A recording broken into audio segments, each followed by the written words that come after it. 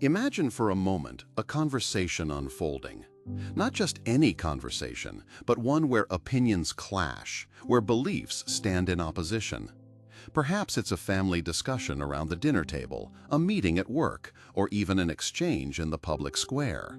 Voices begin to rise, the pace quickens, and you can feel the tension building.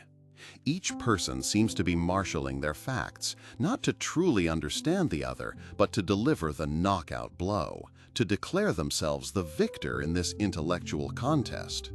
The air thickens with the unspoken desire, I must be right, you must be wrong. We've all been in such moments on either side of the divide. The impulse to win, to dominate a discussion, feels almost innate, doesn't it? It's a common human habit, deeply ingrained. But what if the very premise of that engagement was flawed? What if the goal wasn't victory at all, but something far more valuable, more profound? This brings us to a remarkable perspective, one offered by the ancient Stoics, whose wisdom continues to resonate with incredible relevance today. For a Stoic, a disagreement, an exchange of differing views, is not a battle to be won, but an opportunity to be seized. And the prize isn't ego gratification, but the clarification of truth and the deepening of mutual understanding. Consider for a moment the fundamental principles that guide a Stoic. Their ultimate aim is virtue, wisdom, and inner tranquility. How does the act of winning an argument, often at the expense of another's dignity or understanding, fit into that framework? It doesn't.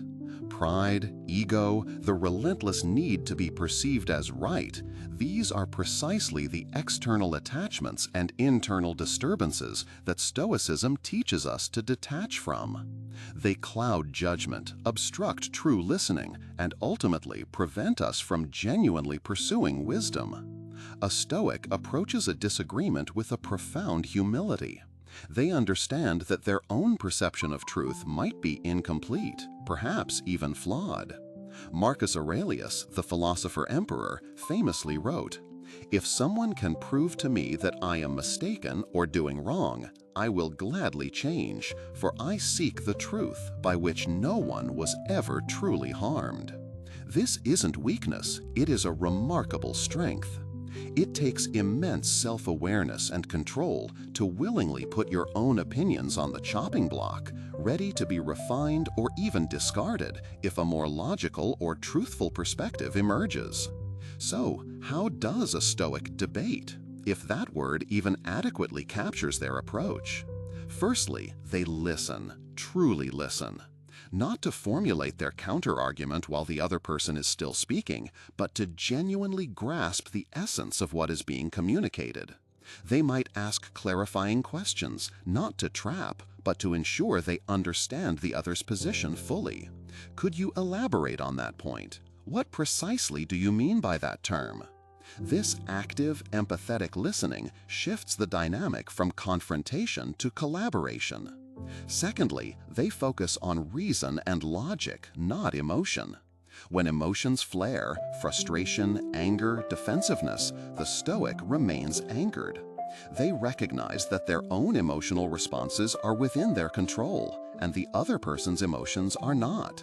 Their aim is to separate the person from the idea and to analyze the idea dispassionately.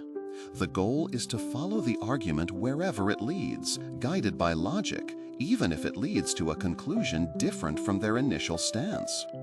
Thirdly, and perhaps most crucially, the Stoic is detached from the outcome.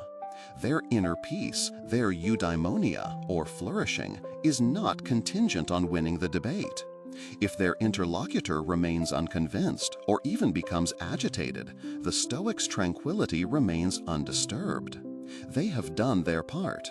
They have listened, presented their perspective clearly, and sought understanding. The other person's reaction, their choice to accept or reject, is external and thus outside of the Stoic's control. To become upset by it would be to surrender their inner citadel to external forces.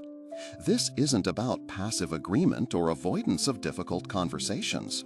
A Stoic will express their well-reasoned perspective with conviction. But the motivation behind that expression is key. It's not about dominating or shaming, but about contributing to a shared journey towards clarity. It's about building bridges of understanding, even across chasms of disagreement. Imagine the profound shift this mindset could bring to our daily interactions. Picture fewer arguments ending in resentment and more ending in genuine insight. Imagine conversations where the objective isn't to demolish the other's viewpoint, but to collaboratively construct a more comprehensive truth. The Stoic debate, then, is not a contest of egos, but a crucible for truth. It's a process where pride takes a back seat, and reason, humility, and the desire for mutual understanding drive the conversation forward. It leads not to fleeting victories, but to lasting wisdom and more harmonious relationships. It teaches us that true strength lies not in always being right, but in always striving for clarity, and in being open to being refined by it. Next time you find yourself in a moment of disagreement, pause. Ask yourself, am I trying to win this argument, or am I trying to understand and to clarify the truth? How might your approach change if your primary goal was no longer victory, but mutual understanding? I invite you to reflect on this and perhaps to try this approach in your own life. We'd love to hear your thoughts and experiences. Share them in the comments below. Let's continue this conversation, not to win, but to understand.